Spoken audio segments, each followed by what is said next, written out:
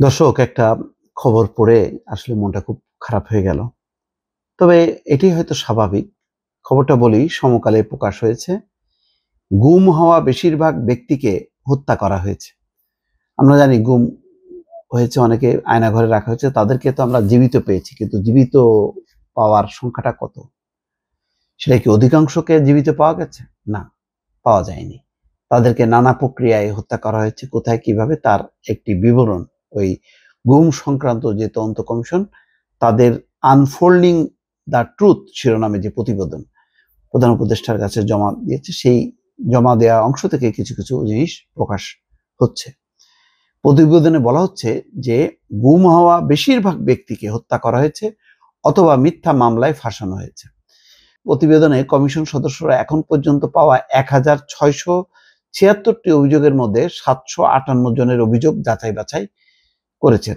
এতে আইন প্রয়োগকারী সংস্থার গুম করার পদ্ধতির কিছু বর্ণনা আছে। এতে বলা হয়, কমিশন গুমের পরে মেরে ফেলার পদ্ধতি সম্পর্কে যাচাইকৃত বিস্তারিত প্রতিবেদন পেয়েছে। একটি কার্যকর পদ্ধতি হলো মাথায় গুলি করা। মাথায় গুলি করা হলো একটা স্টেট, মেরে ফেললো। এরপর মরদেহ সিমেন্টের ব্যাগ দিয়ে বেঁধে নদীতে ডুবিয়ে দেওয়া, আর নদীর ওই লাশ উপরে উঠবে না।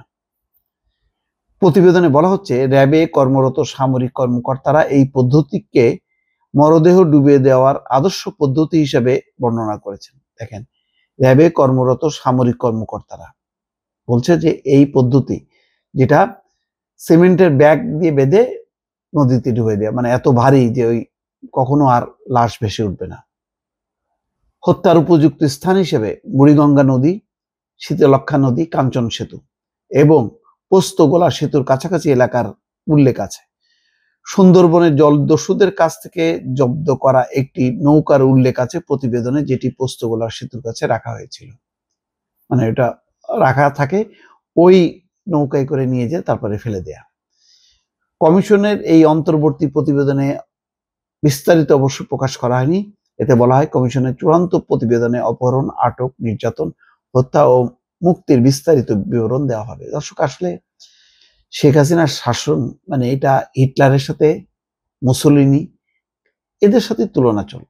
আমি সম্প্রতি দেখলাম সিরিয়ার ওই যেই সবচেয়ে ভয়ঙ্কর কারাগারের কথা বলা হচ্ছে, তা কারাগার তো কারাগার, তার চেয়ে ভয়ঙ্কর হচ্ছে এই যে বিভিন্ন সেল, বিভিন্ন গুপ্ত যে আয়নাঘর বিভিন্ন বাহিনীর হাতে, সেই কাহিনীগুলো আস্তে আস্তে কিন্তু প্রকাশ পাচ্ছে।